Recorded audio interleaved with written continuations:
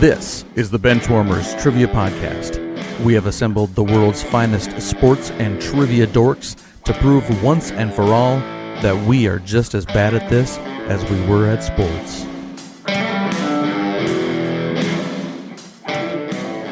Hello, everyone, and welcome to the Benchwarmers Trivia Podcast. Sports trivia for those of us who rode the pine.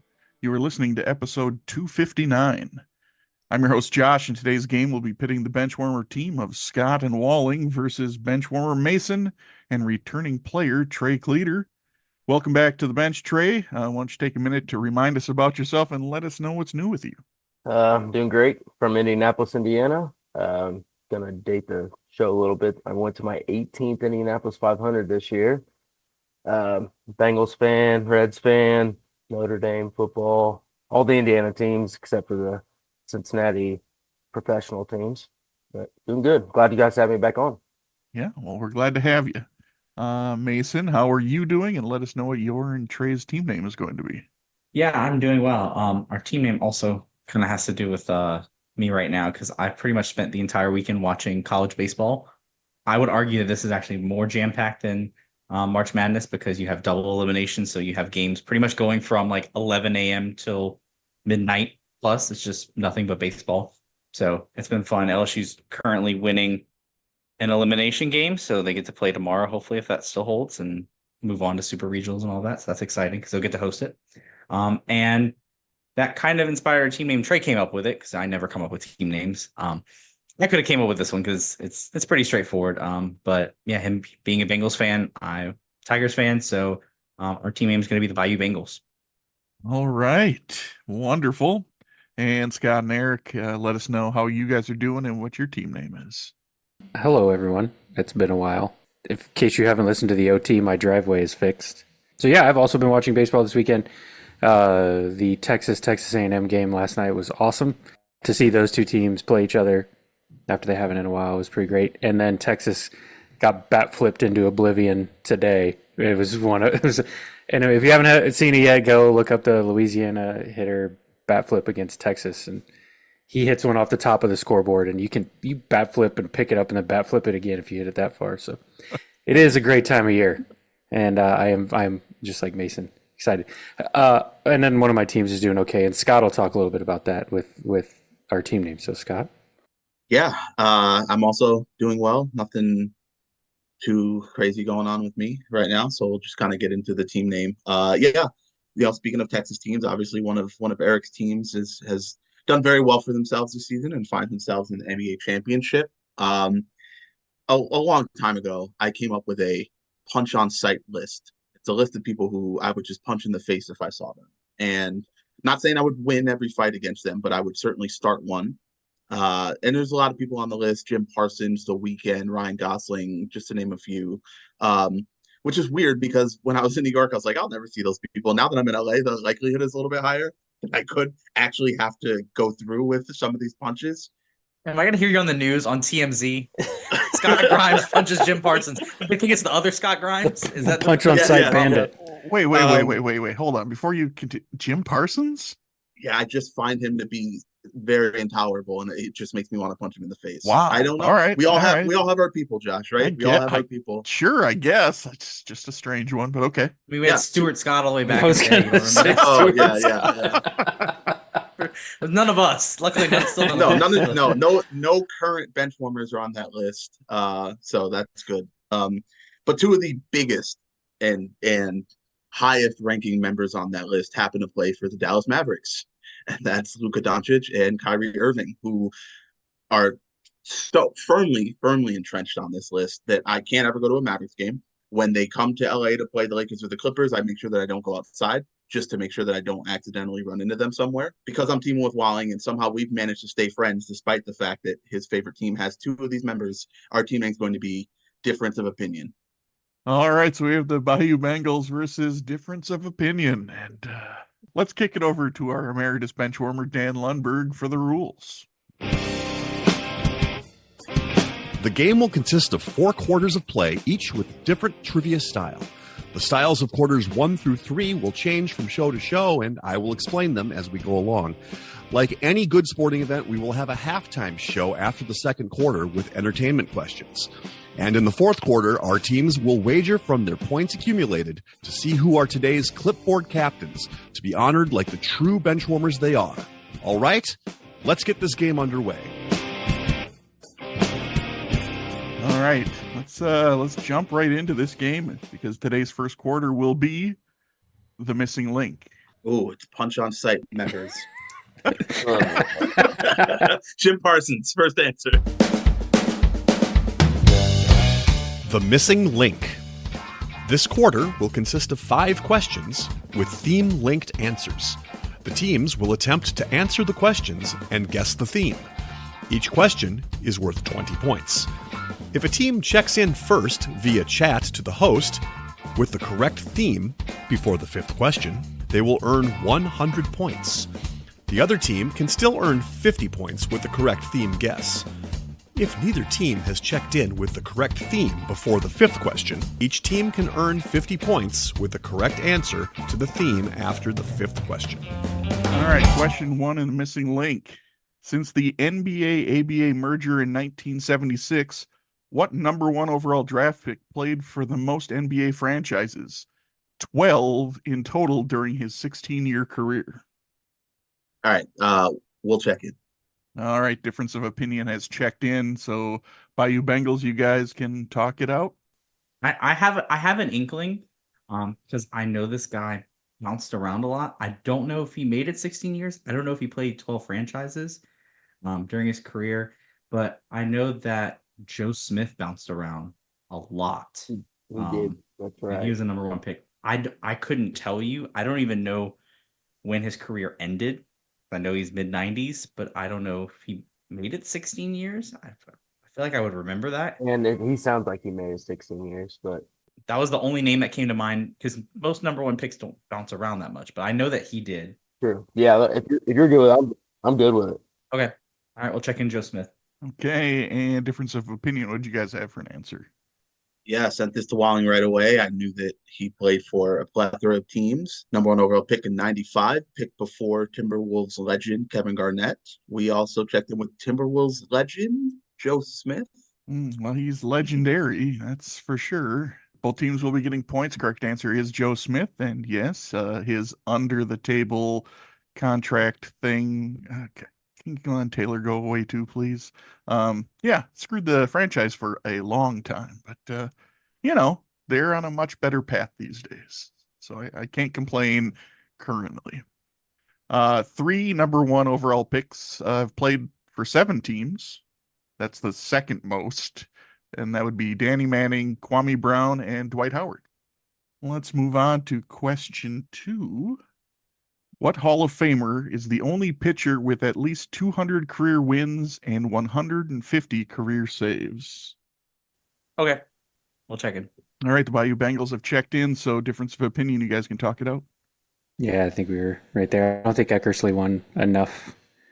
So Jan Smoltz, my least favorite MLB commentator, who's taken the mantle firmly away from Tim McCarver. Yeah, I think so. I mean, I know the Rangers have had a couple guys who, double dipped, Derek Lowe, Ryan Dempster, but I'm pretty sure this is your boy, John Smoltz. Yeah, all right, let's do that. John Smoltz. All right, and Bayou Bengals, what do you guys have for an answer? I know that this guy started as a starting pitcher, then went to the bullpen, then came back as a starting pitcher, went to the bullpen, and I guess he's Walling's least favorite announcer for whatever reason, but we also checked in with Mr. John Smoltz. All right, both teams again getting their points. Smoltz finished with his career with 213 wins and 154 saves. Dennis Eckersley is the only other pitcher with at least 150 wins and 150 saves because he has 197 wins and 390 saves. So he was very close to the 200 win mark, but not quite. This is like a Mr. 3000 situation where he needs to come out of retirement. Bring him back. The 3 wins. I mean, well, you got to pitch a few innings still to get there, but you got to come in as the first reliever after the starting pitcher doesn't throw 5 innings when they're up by 20. There you go. Throw one pitch, end up with the win. Well, You got it. you've got it all figured out for him. Yep, I've been mapping it. All right. So the theme linked answers thus far are Joe Smith and John Smoltz. Moving on to question 3. What striker, who is the all-time leading goal scorer for England and Tottenham Hotspur, is second highest all-time goal scorer in the Premier League? We're gonna check in.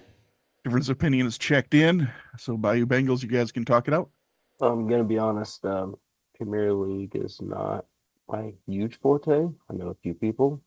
Don't know very many Spurs. Yeah, I'm thinking about it more from the England side of it than anything else. I mean, we have podcast favorite Harry Kane. The amount that they're scoring nowadays, it seems like it could be more early 2010s. I could see him being the all-time goal scorer for England. That would seem to make sense based on how long he's played and how prolific he's been. I don't that's if that's what your gut's saying, then go with it. That's Okay.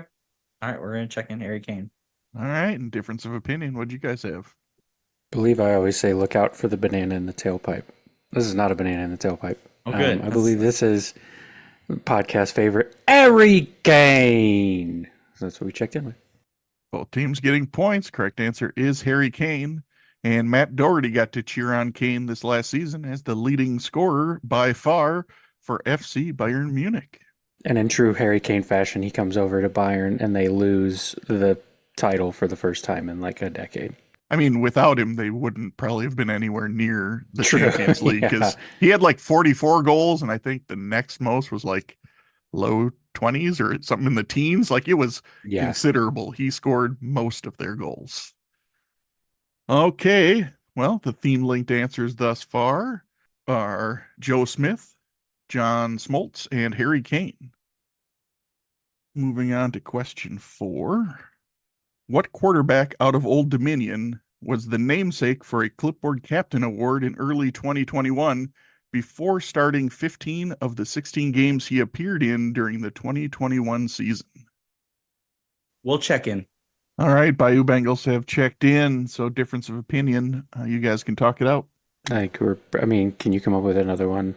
No, this is right. It's going to be someone that wasn't supposed to start, I would imagine. And then Right. And the only ones I was thinking of from them would have been maybe Minshew, but he was Washington State, so I knew that one. Right. This is like a year too soon for like a Bailey Zappi. Right. Yeah, I think it. And then you throw out to our Heineke, and that makes sense. He definitely started for Washington for the majority of that year. Did they bring Howell in at the end of that year? Or was that the next? Yeah, they drafted him. Yeah, after that. So, I mean, that's the one quarterback when I was going through the list of guys from around then that I couldn't put a finger on where he went to school. Yeah, I like it. Let's do it. Okay. Taylor Heineke, check it in. All right. And Bayou Bengals, what'd you guys have for an answer? Yeah, it's the only Old Dominion quarterback I could think of that was relevant anyway. I don't know if he still is, but I know he was the single game passing leader in college. He probably got passed, or maybe he's close to it. But yeah, we went with Taylor Heineke. All right. Both teams will be getting points. The correct answer is Taylor Heineke. Heineke went 7-8 as Washington starter that season, throwing for 3,419 yards and 20 touchdowns. And he was rewarded by being the backup to Carson Wentz the beginning of the next season. He did start half of that season, but he had his one almost full season of being a starter. I think we fueled him, right? Because he was like, wait, I'm a clipboard captain? I think not. and now he's back to that because he's probably third string for Atlanta.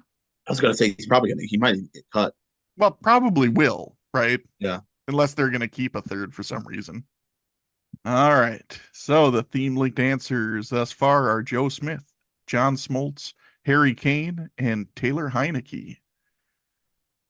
Both teams have submitted a guess to the theme, so we're just going to move right on to question 5.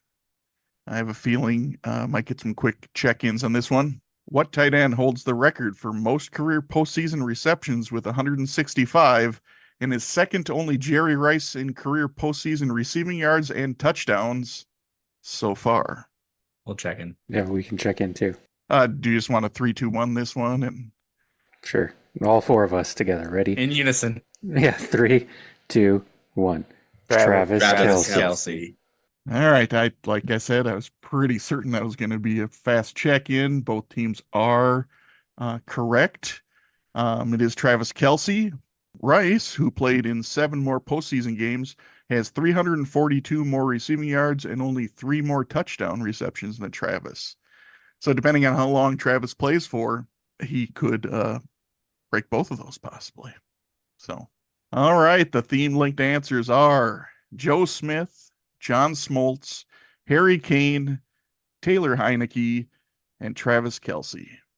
Both teams submitted their correct guesses after the 4th question. So I will let the team that checked in first give the answer, and that is the Bayou Bengals. Ooh, I didn't think we got it based on the I way do. Josh was talking. I kind of thought 2 they were minutes. You slowballing beat it. us a You little beat him bit. by 2 minutes. Okay, I'll take that. Yeah, we were struggling at the beginning because I mean, Joe, John, and Harry are very generic white names, and there's not really a whole lot of places to go. And then when I saw Taylor and I saw Harry and Taylor next to each other, that kind of led me on. Although it was not the Taylor that I thought it was Taylor Lautner is the Taylor I believe the 4th one is referencing, and not Taylor Swift. But luckily, it led me to the rest of them with Joe Jonas and John Mayer and Harry Styles, and then Travis Kelce being the last one. So these are all current or former boyfriends of Taylor Swift. And Mason did say, okay, the last one's got to be Travis. And he's like, Travis who? I said, it may just be Travis Kelce. I was kind of anticipating it, but I was like, maybe this is, Travis Duffner. Like, I don't know what you're gonna pick. I just figured Travis Hafner. I figured Half might Half as I well mean, go with the actual Is that- guy Yeah. who's part of the theme. So, yeah, these are all athletes who share given names with Taylor Swift's boyfriends, except Travis Kelce, who is himself the current boyfriend of T Swift. So, yes, actually, there are 2 Joes in her past. Joe Jonas, as you referenced, and Joe Alwyn, actor, that singer. guy. They were together for a long time, apparently. But then John Mayer, Harry Styles, Taylor Lautner, and Travis Kelce. So, good job to both teams. Unfortunately, difference of opinion. You guys were a couple minutes behind. Right. Well, after the first quarter, the Bayou Bengals have jumped out to a lead by getting the theme in first. They have 200 points, and difference of opinion is at 150. We wanted to let you know that we are on Patreon if you'd be interested in supporting us financially. Your contributions will be used to help us cover the costs that it takes to bring you the high-quality sports trivia you have come to expect from us. There's also some great perks that come with the Patreon membership to the Benchwarmers Trivia Podcast, including bonus episodes and Benchwarmers swag. You can find us at patreon.com/benchwarmerstp. Thanks. So today's second quarter will be flop, turn, and river.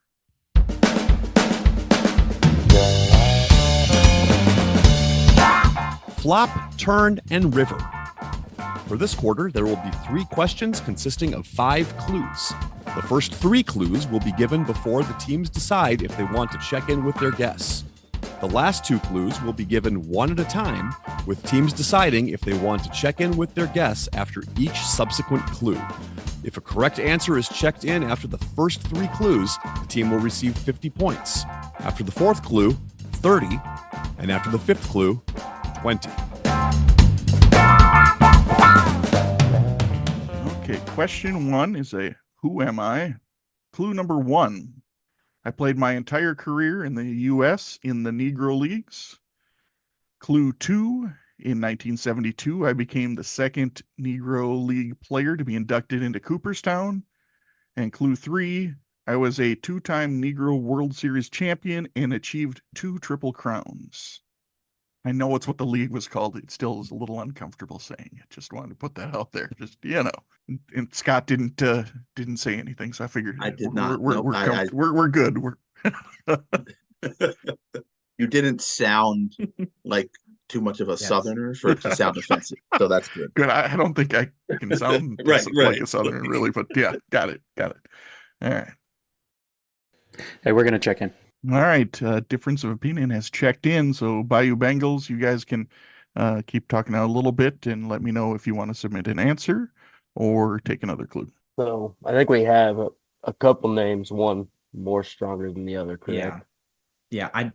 My first gut instinct is this is Josh Gibson because he recently became the all-time batting average leader when they incorporated all of the stats together. And I do know from MLB The Show 24 that he does hit a lot of home runs because he used to hit a lot of home runs because he hit the ball really hard.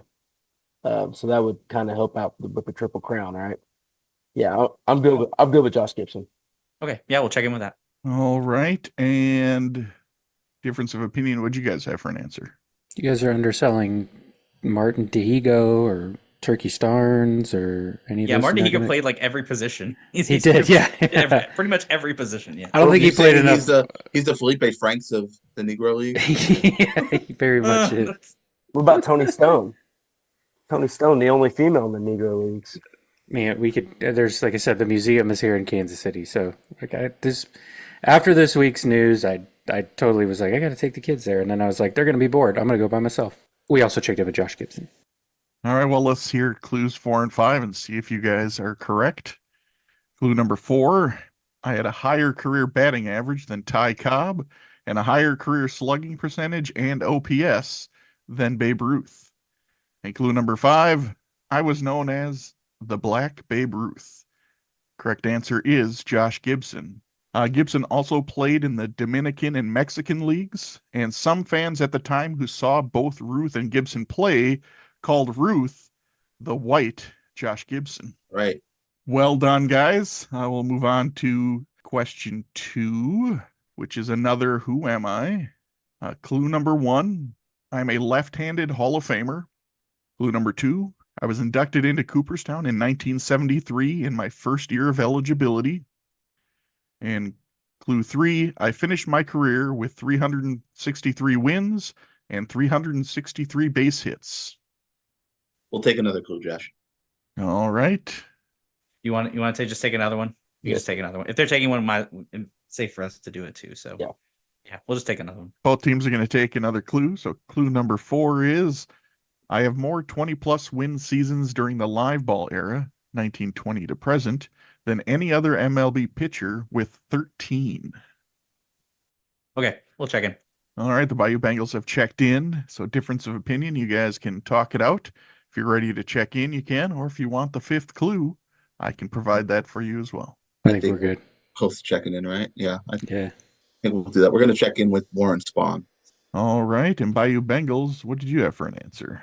Yeah, we had a lot of the pieces, just couldn't really put it all together. I know he played from the early 40s to like the mid 60s ish, and he compiled a lot of wins. I couldn't remember if he was a left-hander specifically, but just kind of fit the time frame. And so, yeah, we checked in with Warren Spahn as well. All right, well, clue number 5 is my number 21 is retired by the Braves organization. The correct answer is Warren Spahn. Funny enough, Warren Spahn also had 4 wins and 4 hits in his postseason appearances. Consistency. Well, good job, guys. Let's move on to question 3 in Flop, Turn, and River. Another Who Am I? Okay, clue 1. I was a right-handed hitting first baseman and designated hitter. You guys think you have it so far? Travis I feel Heffner. like I'm there. Travis, we know All right, he's happy. Clue number 2. In back-to-back seasons, I played for teams with the same team name, one in Japan and one in the U.S. And clue number 3, I won my only World Series championship after being traded during the 1996 season. Okay, we'll take another clue. All right. So Bayou Bengals is going to take another clue. So difference of opinion, you guys have about 20 seconds to determine if you're ready to submit an answer or also take another clue. Oh no, we're checking in. All right. Well, we'll give clue number 4 for Bayou Bengals. Clue number 4 is in 1990, I became the first player to reach the 50 home run mark since George Foster in 1977. The only name in my mind right now is the name that Scott spit out of his mouth. Did he play in Japan? I have zero idea. I'm using every clue except for that one. Yeah, because if that's the case, then that also presupposes that this player played for the Giants, right? Because that's who we're thinking. Correct. Unless if it is Cecil Fielder, then I don't think he played for the Giants. So there would have to be another Japanese baseball team named after a major league because he played for the Tigers. It could be a Tigers. Actually, you know what? I think there is a Tigers. They're yellow and black, not orange and blue. They're yellow. I'm pretty sure they're yellow and black. Actually, I'm seeing it. Okay, well then that makes me feel better about that. And I'm pretty sure he had a 50 home run season. I don't know when it was, but that would make sense. And I think that's why that was the record that him and Prince held together too, because I'm pretty sure Prince had a 50 home run season. And it was like the first father-son duo to have a 50 home run season or something to that effect, I believe. Yeah. I'm not too worried about it. If we want to go for it, let's go for it. I'm good with it. Okay. Yeah, we're gonna check in with Cecil Fielder. All right, and difference of opinion. What's your guys' answer? Yeah, the only trepidation we had was whether or not he was right-handed or left-handed, because I knew for a fact he got traded from the Tigers to the Yankees in '96. Obviously, growing up in New York in the mid to late '90s, paying a lot of attention to the Yankees. I remember him being on that team, and then the rest of the clues made sense. There is a Tigers team in Japan. I knew he played in Japan as well. And then with the rest of the clues, it made sense. I do want to throw out, we just celebrated our 4-year anniversary of our first episode dropping. And this is like the first time I've effed something up by giving away an answer. So my streak's over, but you know what? I'll take 4 years because Ede has done it about 40 times before I did it. He did like episode first. 5 when he gave out the answer to that one question, the year. So yeah. I feel it sucks that it happened, but we also checked in with Cecil Fielder. All right. Well, clue number 5 is going to sound somewhat familiar because Trey kind of mentioned it. Not only were they the first, it's the only. So my son and I are the only father-son duo to both have 50 home run seasons. The correct answer is Cecil Fielder. Fielder was traded from Detroit to the New York Yankees on July 31st, 1996 for Eric Walling's favorite player, Ruben Sierra, and Matt Drews. Fielder's acquisition was integral in the Yankees' World Series championship that year as he won the Babe Ruth Award for the most outstanding performance in the 1996 postseason. You hit it right on the head, Trey. I looked it up. The Hanshin Tigers are yellow and black, are their colors. All right. So after the second quarter, we have the following scores. Bayou Bengals still have a lead. They have 310, but difference of opinion chipped away 20 points of that lead, and they're at 280. So 310 to 280. All right, that brings us to halftime.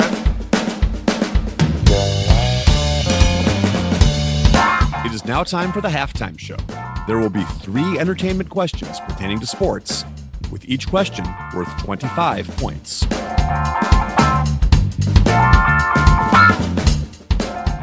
Mason, I'm sorry, but you know what time it is. It's time for another edition. Time for me to take a bathroom break. Pre and post game.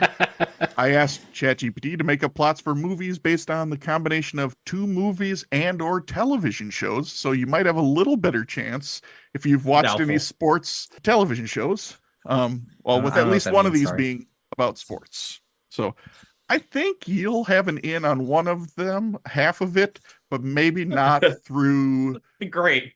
Half of one question. Well, that awesome. Might be enough to get you to a full That's answer. more than you usually have in halftime, Mason. You should be ecstatic. All right, plot number 1. An elite military unit discovers that a dangerous terror organization has teamed up with John Kreese's infamous martial arts school to create a legion of enhanced fighters. To stop this new threat, team leader Duke enlists Johnny Lawrence and Daniel LaRusso to go undercover and train within the dojo. Johnny and Daniel gather intel on the sinister plot involving a bioweapon. As the terrorists prepare to unleash their deadly weapon, the military unit, along with their martial artist allies, must face off against the enhanced fighters in a high-stakes battle. Combining advanced technology with martial arts prowess, they strive to thwart the bioweapon and save countless lives. This film is a thrilling blend of action, espionage, and redemption. We're going to check in. All right. Difference of opinions checked in. So Bayou Bengals, you guys can talk it out. So based on what I'm reading, the show looks like Cobra Kai. That's the show on Netflix, possibly. Or with Danny Russo, LaRusso, it could be the Karate Kid. So yeah, we have two options for this then. So either a TV show that connects with Karate Kid or a movie that connects with Cobra Kai. I believe. Well, that eliminates my idea then, because if Cobra Kai's TV show, then what I came up with this TV show. I don't know the plot of it, but I'm proud that I remembered the show called Quantico, and which is not helpful at all. But I remembered it. Haven't seen it. Good. I don't even know who's in it. I couldn't tell you who's in it, but I know That's it's the on show TV. with Priyanka Chopra. Yeah, oh, there you go. See, we know that's not the right answer, but I remembered it, so that's a small victory in of itself. There is a military movie, I believe, that ends in Cobra, and I just can't remember. Yeah, I'm not going to be able to get it for you. So let's go just because it sounds like a movie. Black Cobra Kai. All right. And difference of opinion. What did you guys have for an answer? I like theirs. I like that. Black Cobra Kai. Yeah, we were obviously on the same thought process of it's either Cobra Kai or Karate Kid, trying to figure out which one worked better. Then we kind of latched onto Cobra Kai when Josh let us know that at least one has to be a TV show. Made more sense to go the Cobra Kai route. And then trying to read through it and think there wasn't much for me to grab on, but the name Duke kind of stood out to me. Because I believe this was a character played by someone who was the complete opposite of on my punch in the face list, which is on my automatic guy on guy makeout list, Channing Tatum. All right. Good to know. The there's a whole list. Yeah, it's the first three spots are occupied by Channing Tatum though. But I think this is the G.I. Joe movie he was in. So we checked in with G.I. Joe, Rise of the Cobra Kai. All right. Well, that was close enough for me, in the wrong spot, but I'm going to give you points anyway. The correct answer is G.I. Joe, The Rise of Cobra Kai. All right. Plot 2. The team at the Continental Sports Channel's nightly broadcast faces an unprecedented crisis when a mysterious virus outbreak turns people into flesh-eating zombies. As the city falls into chaos, anchors Dan Rydell and Casey McCall must keep the broadcast running to provide vital updates to the public. Inside the studio, tensions rise as the crew struggles to maintain their composure while fending off zombie attacks. Meanwhile, statistician Jeremy Goodwin works frantically to understand the outbreak and find a way to survive. As the horde closes in, the team must navigate personal conflicts and use their resourcefulness to stay alive. In a gripping climax, they attempt a daring escape, combining their broadcasting skills with survival instincts to reach safety and find a cure. We can check in. All right, difference of opinion has checked in. So Bayou Bengals, you can talk it out. I actually might have something here. Surprisingly. Thank goodness. Okay. I'm not 100% on this, and you're going to have to just bear with me here. So I know that there exists a show, again, this is my knowledge, knowing the existence of shows, that there is a sports-themed show where they had anchors called Sports Night, and Night of the Living Dead works with that. Let's check in with that, because it sounds legit. We're going to go, yeah, we'll go with Sports Night of the Living Dead. All right, and difference of opinion, what do you guys have? Actually, Mason's G.I. Joe, The Rise of Sports Night of the Living Dead. Great. Sorry, man. I don't know if you're going to get credit for that one. Yeah, this was one of those ones that was like on Comedy Central, but I never understood why it was on Comedy Central because I didn't think it was funny. But it was on all the time when I was in college. So Sports Night of the Living Dead is what we also checked in with. And both teams will be getting points because the movie is Sports Night of the Living Dead. Good job, Mason. Way to suss that one out with knowing a show exists and knowing a movie exists. Listen, that's two shows that Mason knows. I'm being talked to like a 3-year-old here. Good job, Mason. Hey, bud. Good job, buddy. It's not like I'm talking to my son. Mason knows Sports Night and Quantico. He's on a roll, all right? So it had nothing to do with the first question, but he knows it. All right. Anyway, let's move on to plot number 3. The final one, which I'm sure Mason is happy about. The story revolves around Hester Prynne, who relocates to a quirky rural community after being shunned by her Puritan settlement. Embracing her new life, she becomes friends with Wayne and his group of witty, hard-drinking companions, including Daryl and Katie. As Hester navigates the unique social dynamics of her new home, her mysterious past and secret identity of her child's father create tension among the townsfolk. Despite this, Hester finds support and acceptance with her new friends who defend her against the town's judgmental gossipers. With her resilience and the group's camaraderie, Hester helps the town confront its own hypocrisies and prejudices. Together, they challenge outdated norms and celebrate individuality in a heartwarming tale of redemption and community spirit. This film blends historical drama with contemporary humor, creating an uplifting story about acceptance and new beginnings. We'll check in. Hey! Bayou Bengals have checked in. By himself, all Mason. All right. Difference of opinion. You guys can talk it out. This one, I don't even know. I would love for people to have chirped at Hester Prynne. If that really is the answer. No, it's definitely the answer. We both knew Scarlet Letter, Hester Prynne Scarlet Letter. And the only thing that makes sense is Letter Kenny for the show, right? So I mean, it's got to be. And that I'm just trying to think of better ways to describe the Scarlet Letter, Letter Kenny overlap, because I feel like they left a lot of funny bits on the table with this description. we'll check in with the Scarlet Letter Kenny. All right. And Bayou Bengals, what did you guys have? Well, luckily, half of this required no movie or TV knowledge. It required me remembering my 11th grade English class. Which wasn't that long ago, so don't act like that you remembered it. I was going to say, it was not that long ago. Hester Prynne Scarlet Letter, and I know enough about Letter Kenny to recognize some of the plot line to it. Checked in with Scarlet Letter Kenny. Both teams will be getting points. The correct answer is the Scarlet Letter Kenny. And this, yes, Mason was the one I figured you'd have an into, not via anything but a book. There's some people on this podcast that don't read books. So my guess is there's multiple people on this podcast that don't read books. Just saying. I don't read books anymore. All right. Well, after halftime, things are really close. Bayou Bengals still have a very small lead. They have 360, and difference of opinion has 355. And today's third quarter will be not Lucky 7, but Curriculum Vitae.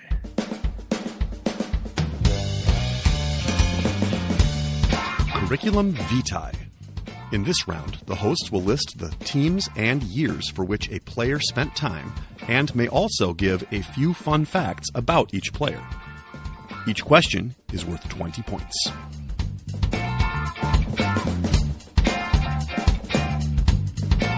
Okay, first one's Joe Smith. Just list all of his teams. Joe Allen. All right, CV number 1. 4-time state champion, 2015 to 18.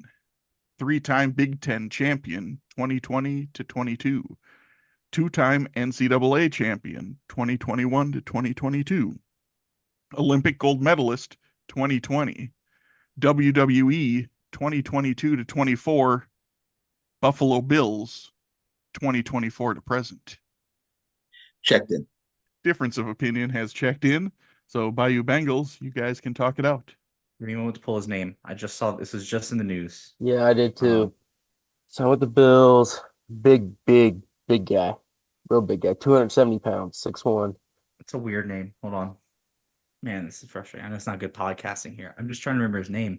Start with like a G, maybe. I was reading about it, and I'm pretty sure he never played football. Like, he just... I don't think at any level he just 6'1", 270 pounds, and Olympic wrestler. Because when I read the name, I remember it was a weird name. I want to say his first name is Gable. I don't know why that's sticking out. It's like Gabe or Gable or something. That's why I said G. I thought I saw G. But that's his first name. Because I was like, what? I've never heard of anybody with that first name. I think it's Gable. I want to say it starts with an S, but I don't know why that sticks out either. Stevenson? You have Stevenson. That's all I got. I can't think of his I'm just for some reason Gable and something with an S, but I don't. I don't know who this person is. Like the only reason I recognize this name is because ESPN posted an article that they were signing him, and I was like, okay, sure. Yeah, I mean, we're about as close as we can get with it, so I think we just go ahead and. Stevenson. That's what we're Yeah. gonna go with. I guess so. Okay, we're gonna check in with Stevenson. Hope for the best. All right, and difference of opinion. What did you guys have for an answer?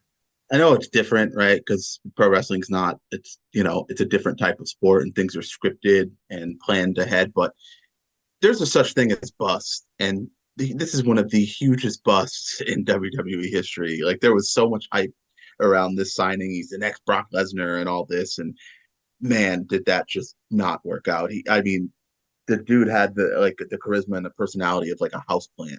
Like he just could not connect to the audience at all. I don't know how liberal Josh is going to be with your naming there, but we checked in with Gable Steveson, no N. Oh boy, with the way you pronounced it, I think I might have to give you both credit then. I think that's how they said it in WWE. Because I do believe his name is Gable Steveson. Yeah, I think they call him Steveson in WWE. That's all I have to go off.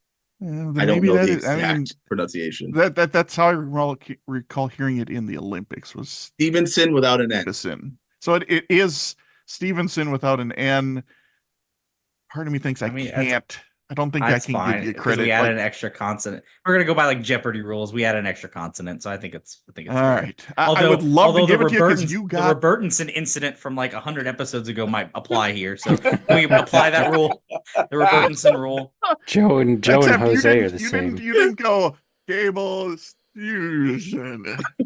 I think that was what you needed to do was sort of just muffle what you were saying. That's fine. I understand. Yeah, but yeah, that's fine. It's fair. I'm not mad about it. All right, we didn't really know either way. It was a recollection of something. So Stevenson signed a 3-year deal with the Buffalo Bills and will play defensive line despite never playing football before. He'll have a better shot at football than wrestling because you don't need a personality to. That is true. You just have to be good at a sport you've never played. All right, one-time state champion, 1981. First round draft pick, 1985. Dallas Mavericks, 1985 to 89. Indiana Pacers, 1989 to 93. Seattle Supersonics, 1993 to 99. Portland Trailblazers, 1999 to 2001. 3-time NBA All-Star. 2-time NBA Sixth Man of the Year. 1-time All-NBA Third Team. And German Player of the Year, 1992. We'll check in. All right, difference of opinion is checked in, so Bayou Bengals, you've got a couple minutes to talk it out. I heard Pacers and Trailblazers, and I thought one of the Davis brothers. Well, the German part seems to lead that astray, I think. I know who it is. I got it. Yeah, I had the German part. I didn't have anything until German came up, and I was like, oh, well, that makes sense. He played for all those teams. Yeah, it's Detlef Schrempf. All right, and difference of opinion? Yeah, Dale Davis played for the Pacers and the Blazers. It's just so funny because until the German thing, like I'm sure all of our heads were in a similar spot. Wallington over Sam Perkins, and then it got to the German, and it's like very not German. Yeah, very not German. So yeah, we also checked in with Detlef Schrempf.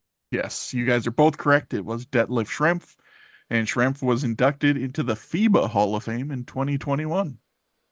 All right, moving on to CV number 3. One-time national champion, 1987. Undrafted, 1988. New England Patriots, 1988 to 89. Philadelphia Eagles, 1990 to 93. Arizona Cardinals, 1994 to 97. Seattle Seahawks, 1998 to 2002. New York Giants, 2003 to 2009. One-time Super Bowl champion, Super Bowl 42. 2-time Pro Bowl. NFL record holder for most consecutive games played. Most career punt yards. Most career punts. And most career punts inside the 20. We'll check in.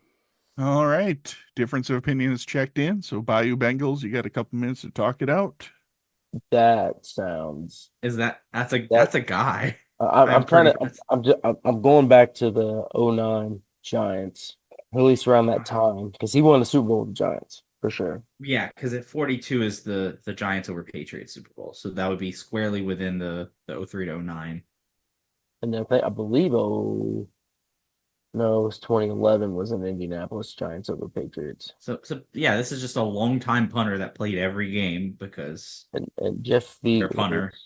And sounds yeah, I knew it was Jeff something. I had to cycle vaguely through the alphabet, and then I got to Fiegels.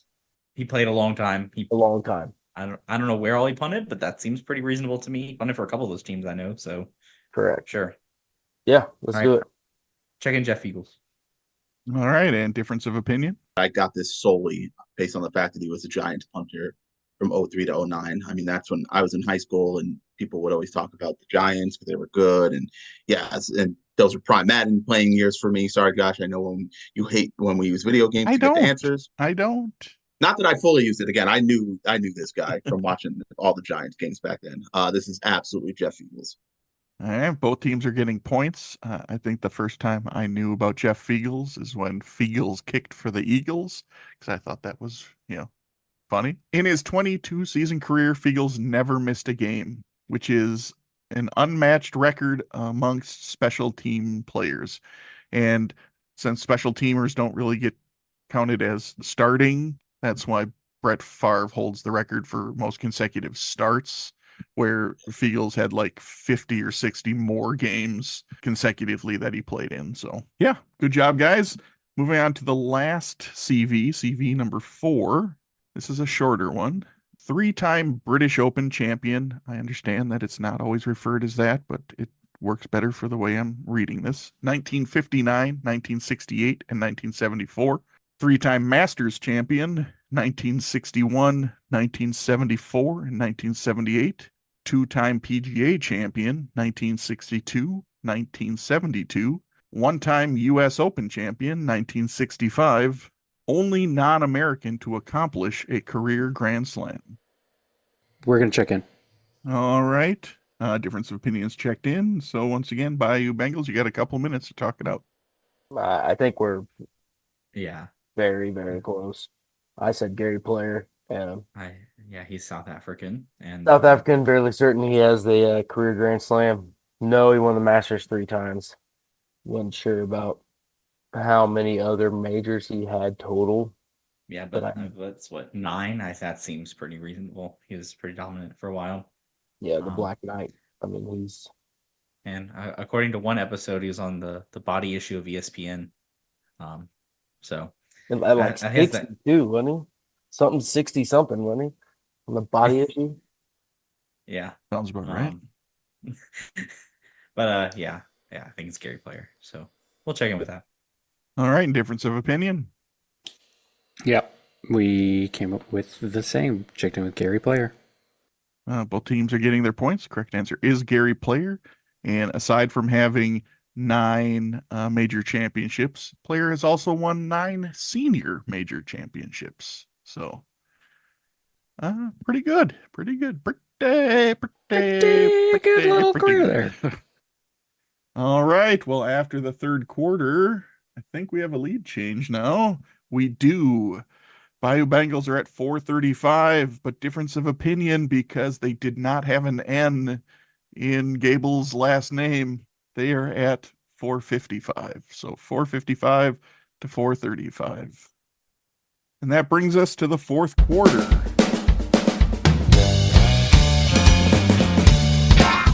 The fourth quarter, known as Put Your Fours Up. This quarter consists of 4 categorized questions that teams will wager up to 100 points each, not to exceed their current point total.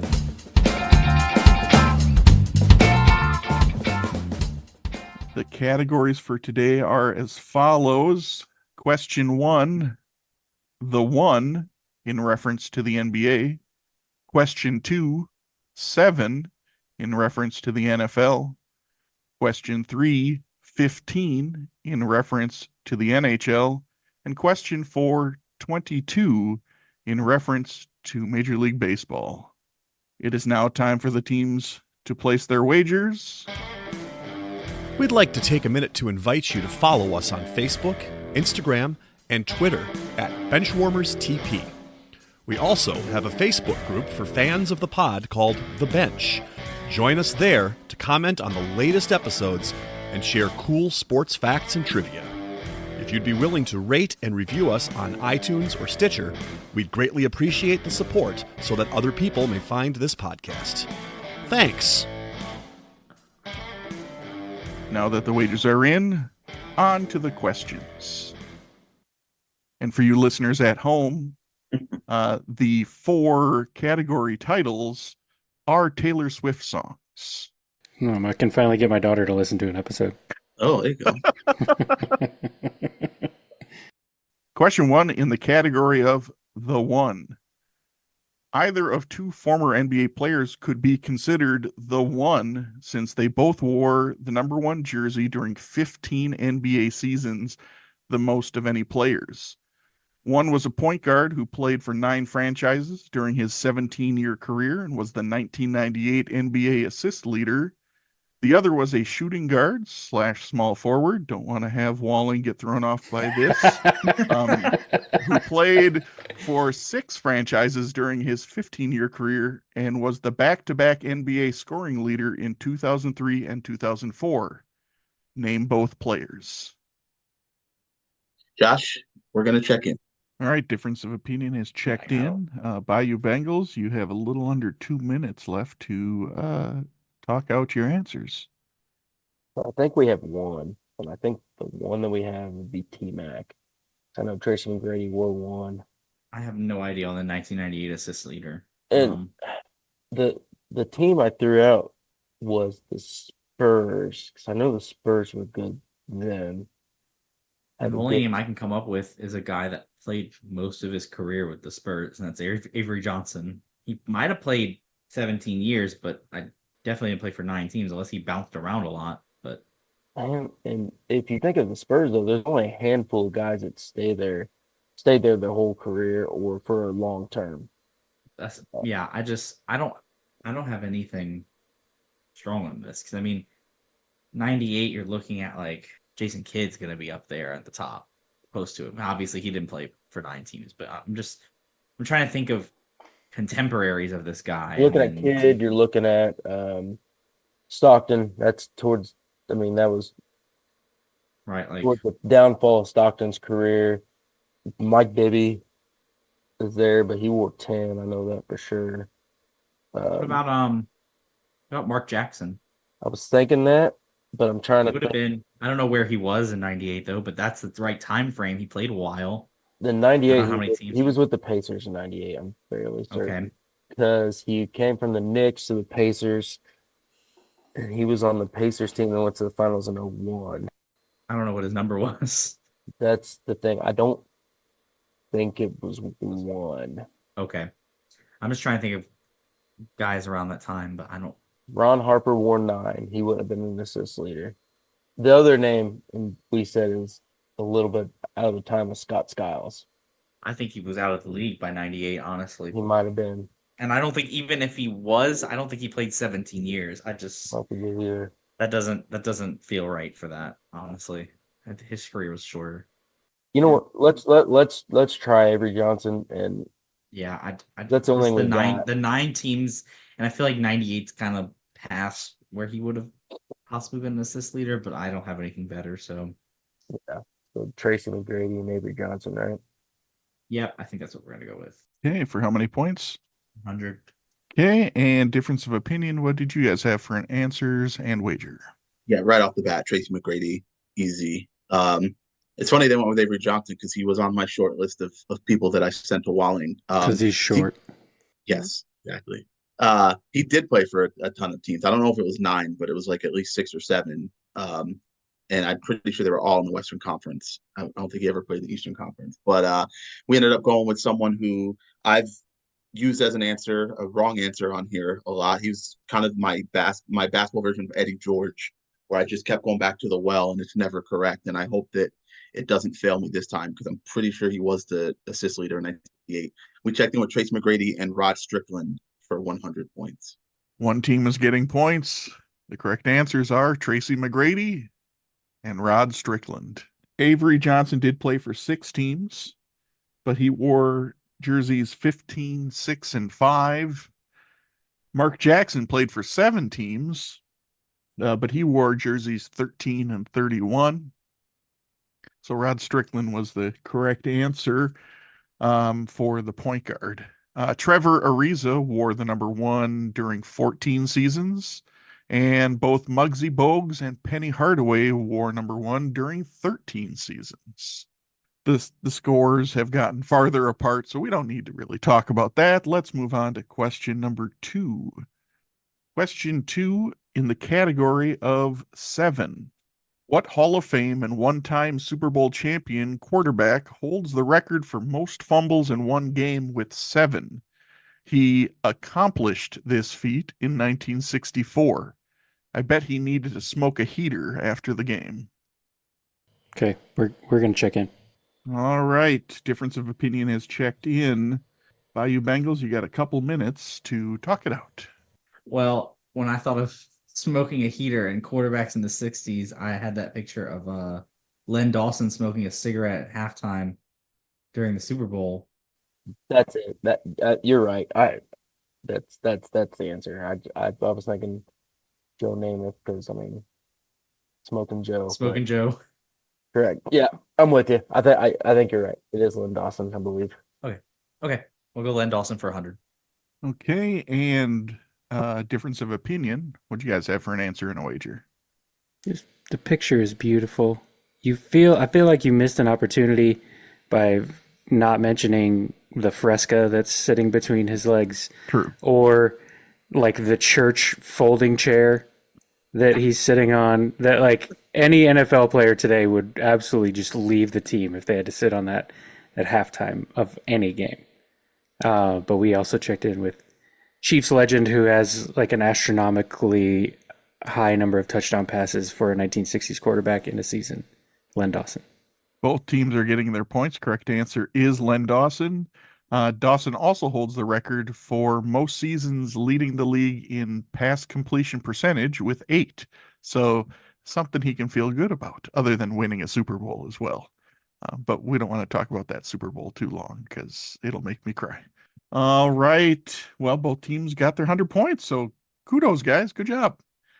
Let's move on to question 3 in the category of 15.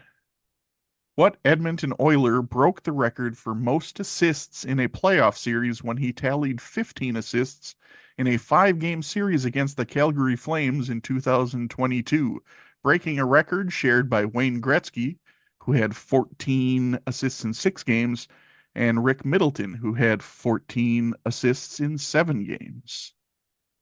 Okay, all right, we're going to check in. Hey, difference of opinion is checked in. So Bayou Bengals, you guys can talk it out. Let me know your answer and your wager. Well, we were going to stall for a little bit, but they checked in very quickly, so we don't have to worry about that. Yeah. Spoiler alert, we didn't wager any points because I don't like to talk about that hockey, as most would say.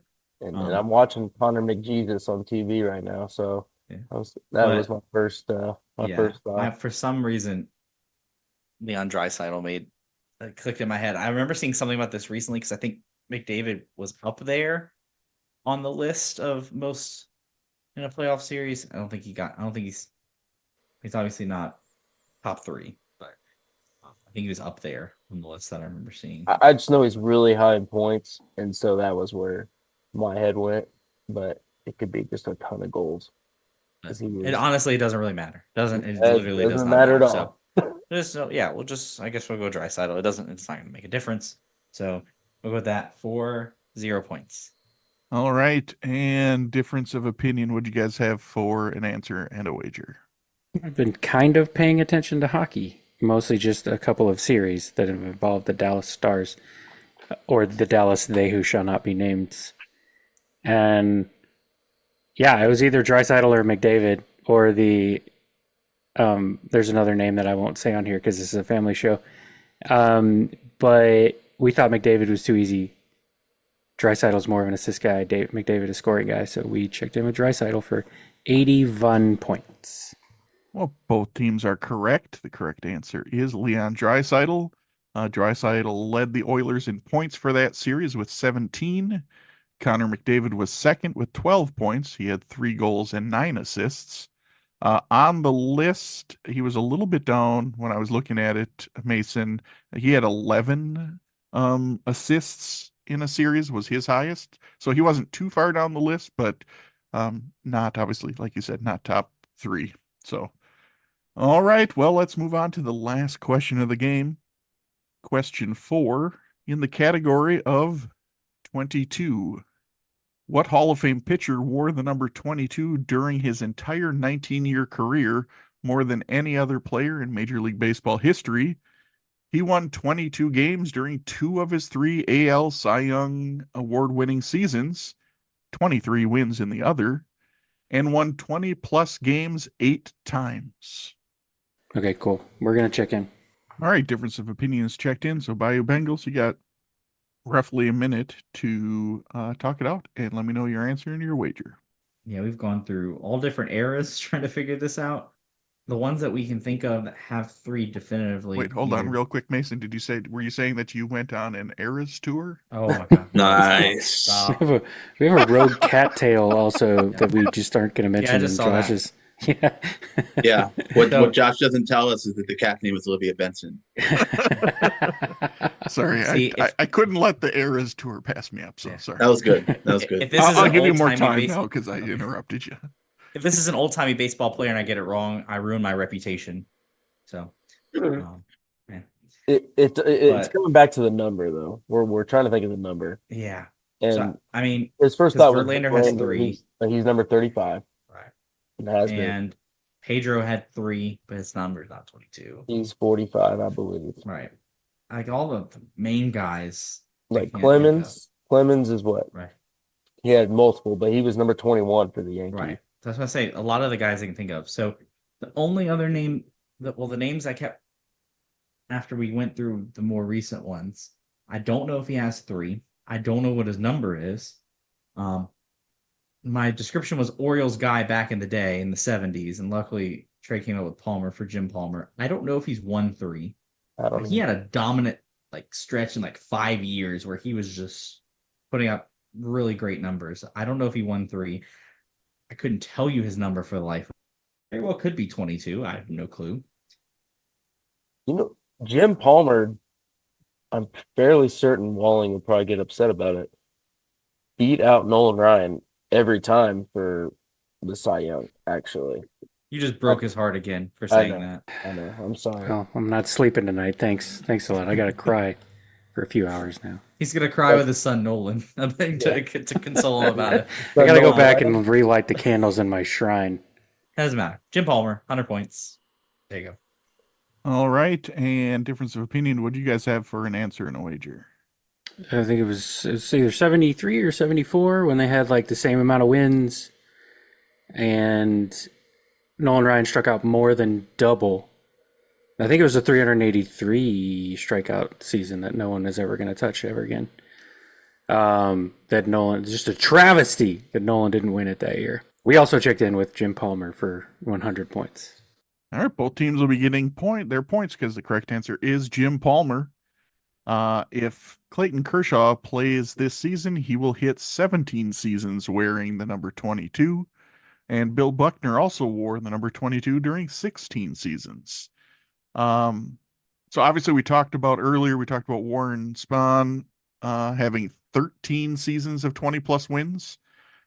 Jim Palmer is tied with Lefty Grove with 8 for second most in the live ball era. Well, the game has ended, and here are the final scores.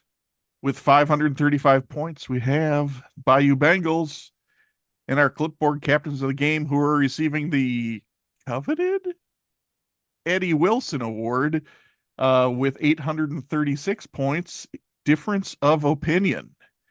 And for those of you who do not know, which I assume is most people listening, Eddie Wilson was Len Dawson's backup during the record-setting game mentioned during the fourth quarter.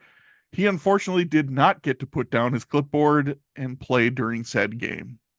So Len Dawson just got to keep fumbling and playing. So sorry, Eddie Wilson, but we salute you. How bad do you have to be to not get pulled in during Playing a for one 7 play. fumble? Not even For one series. He took 0 snaps. Nothing. It was all right, Trey. Sorry we couldn't get you a win on even episode number 3 for you. But is there anything that you'd like to say before we call it a night? Man, I appreciate you guys having me back on. It's been a lot of fun. I'm willing to come on anytime. My schedule's fairly open most of the time, so.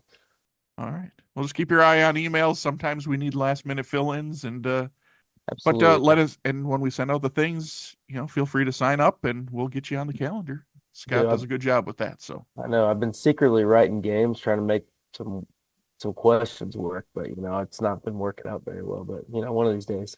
well, if you are kind of getting close to a finished game, you can reach out to us, and we can help you with that, and maybe tweak some things or give you some additional questions to finish it out too. So if anybody's interested in hosting, just let us know, because then that takes a little burden off us that we don't have to write games. Selfishly, we like those too. And feel free to throw on the bench too, Trey, if you are writing a game, because other listeners may have a quarter written or a couple questions, but not a full game. So then maybe you can collaborate that way. And that's a good way to finish a game, because I get submissions a lot of time, like a question here, a question there. So there's definitely people out there who, and this goes to anyone, maybe you don't have an entire game written, but you might have a quarter, maybe you just were bored at work and came up with 37 pre-post games one day. And that's fine. Post on the bench and we can get a collaboration going. And if we get, 3 or 4 people who each have a quarter, that's a full game. So yeah, absolutely. Yeah, I mean, Josh Schneider's game is with the special teams 5-on-5 round was what made me remember Jeff Eagles. Oh, there you go. Yeah. Right. All right. Well, Trey, once again, thank you for joining us tonight. And on behalf of Eric Walling, Scott Mason, the rest of the Benchwarmers, and myself, we'd like to say thanks for listening to the Benchwarmers Trivia Podcast. And until next time, we'll keep the bench warm.